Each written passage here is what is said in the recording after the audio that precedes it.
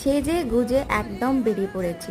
বুকু চলেছে তার দিদুনের হাত ধরে, পড়েছে লাইটিং জ্বলা জুতো।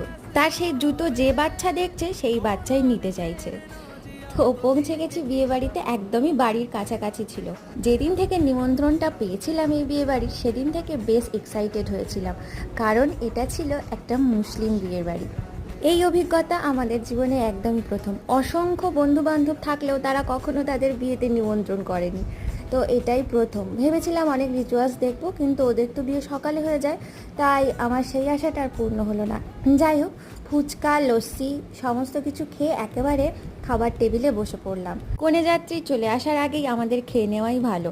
অনেকেই মুসলিম বিয়েবাড়ি থাকলে সেটা অ্যাটেন্ড করতে চায় না, নিশ্চয়ই সবার আলাদা আলাদা কারণ রয়েছে, তবে আমাদের সেসব কোনো ব্যাপার নেই। ওহো, একটা জিনিস তো ভুল বললাম, এটা বিয়ে বাড়ি নয়, শাদি বাড়ি বলাই বেশি ভালো। শাদি বাড়ি বেশ ভালো লাগলো।